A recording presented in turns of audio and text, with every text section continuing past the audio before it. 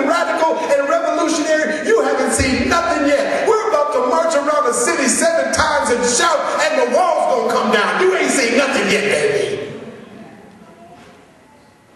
Sometimes we grieve because we don't think it can get any better. We get sad because we think our best days are behind us. God is saying, I have been, I will be. I will be Sanctuary Covenant Church. I will be my daughter. I will be my son. I will be. God is present right now. What will you do? Change is before you. Change is on you. But so is God. So is God.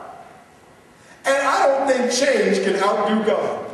I don't think change is more powerful than Christ. I don't think change can outdo what was done on the cross over 2,000 years ago. No matter what kind of change you've been dealing with, going through, no matter what issues you've been facing, no matter what stresses have been keeping you up late at night, have been keeping you from sleeping, it can't outdo God. It can't whoop God. It might be whooping you, but it ain't whooping God. What you're going through right now might be tearing your behind up, but not God. But God in you, the hope of glory. God in you, no weapon formed against you shall prosper. God is speaking. Will you listen? Here's the last point. God also says in Joshua chapter 1, verse 5, I will not fail you or forsake you. God won't fail.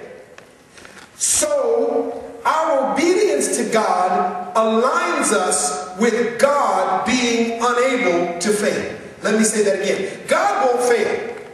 Systems fail. Economies fail. Politicians fail. Pastors fail. Churches fail. You fail. People fail.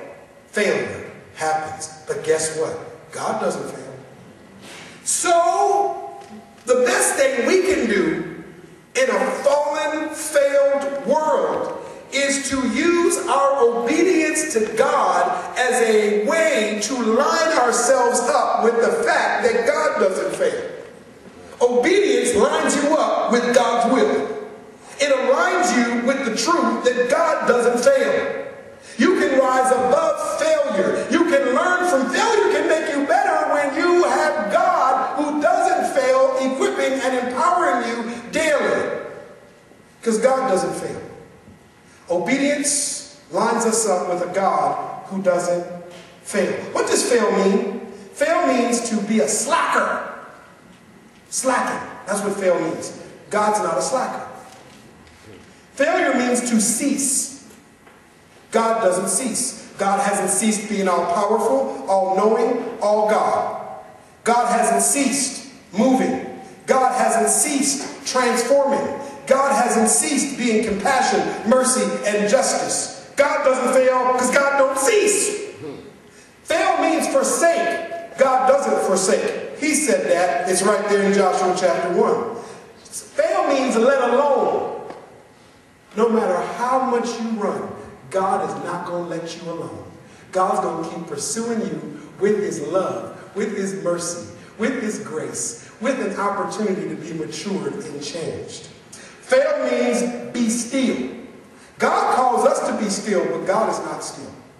Now you might think because God didn't answer your prayer, God didn't speak to you the way you wanted God to speak to you, that God is silent. No. God is speaking. God might be silent to you, to me, because we don't want to hear what God really wants to say. Like when people give us the answer that we don't want, we'd rather they be silent. Or we silence them ourselves. La, la, la, la, la, la, la, no, I'm not listening to you. No, you're a liar. I will not fail. What can we grab from this?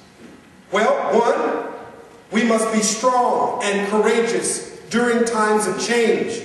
That by aligning ourselves with God, there is a transition that occurs that leads to deeper transformation in our life. But there's one last thing as I close that God said to Joshua. And is saying to us today, verse 9, have I not commanded you? Be strong and courageous. But check this out. Do not tremble or be dismayed. That's what God says as he closes this particular point with Joshua. And could he be saying it to us today? Could he be saying it to you? No matter where you are in life, do not be dismayed. Do not be dismayed. What does dismayed mean? Dismayed means to break down. This is what it means in Hebrew. To break down, to be afraid, to cause confusion, to fear, to beat down, to be scared, to abolish, to discourage. Do not break down during change, Sanctuary Covenant Church. Do not be afraid during change, Sanctuary Covenant Church. Do not be a person during change that goes around being a disturbance and causes confusion for the people who just became a Christian. This is not time for confusion. This is a time of confession and celebration and seeing what God will do. Don't you go around here causing no confusion. All right now. This is not a time to be in fear. This is not a time to beat down, to beat people down, to beat ideas down, to beat down people suggesting maybe we can pray, maybe we can do this. Don't be beating people down during change. Don't be scared. Don't abolish the vision, the values, the core values that this church was built on. Don't abolish that.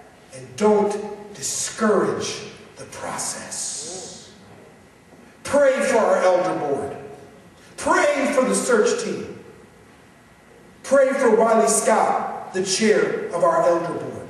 Pray for Neeraj Mehta, the chair of our search team. Lift them up daily. Don't you beat them down. Pray for them. Lift them up. Stand alongside. Ask their spouses and their children what they need while they're away at long meetings, praying about the health and the strength of this church while you're at home eating, watching TV. Pray for them. Support their families. Walk alongside them.